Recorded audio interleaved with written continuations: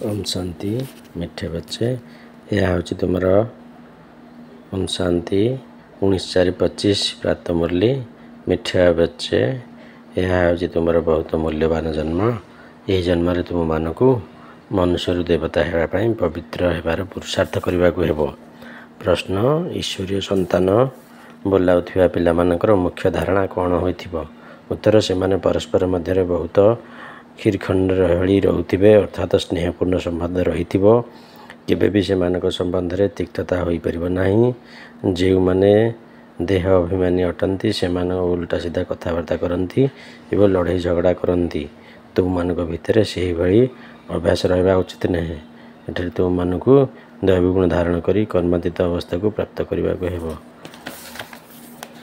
अच्छा मिठा मिठा शिखलित सन्तान मान प्रति माता पिता बापदादा मधुर स्नेह संपन्न शुभेच्छा एवं सुप्रभात। आत्मिक पिता आत्मिक सन्तान मान को नमस्ते। धारणा मुख्य सारांश फास्ट पॉइंट निज भितर जांच करने को हेब। मु बाबा स्मृति केते समय रोचे दैवगुण केते धारण करी मो भितर कौन अवगुण ना तो मोर खाद्यपेय चालीचलन राजकीय अर्थात मर्यादा संपन्न अटे। व्यर्थ कथबार्ता करना तो मिछ कहूना तो। सेकेंड पॉइंट जोगर चार्ट को बढ़ावाई अभ्यास करने को हेब।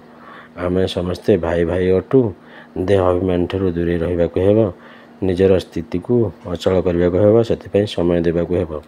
वरदान 5 तत्व एवं 5 विकार को निजर सेवाधारी करुथिबा माया जीति स्वराज्य अधिकारी भव। वरदान 5 तत्व एवं 5 विकार को निजर सेवाधारी करुथिबा माया जीति स्वराज्य अधिकारी भव।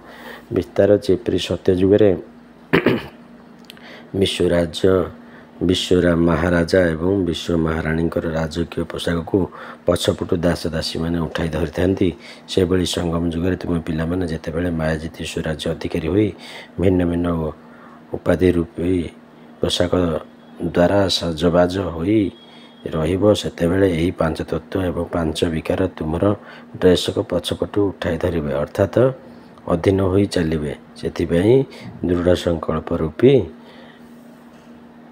बेल्ट द्वारा भिन्न भिन्न उपाधि रूपी ड्रेस को टाइट कर भिन्न भिन्न ड्रेस एवं भिन्न भिन्न श्रृंगार उपकरण द्वारा सजबाज हो बाबा साथी तेबे यही विकार गुड़िक 5 तत्वर परिवर्तन हो सहयोगी सेवाधारी हो पारे। स्लोगान जो सबू गुण गुड़िक शक्ति गुड़िक वर्णना करुछ से गुड़ को अनुभव करिवारे मजी जाओ कारण अनुभव ही सबुठारु बड़ क्षमता अटे।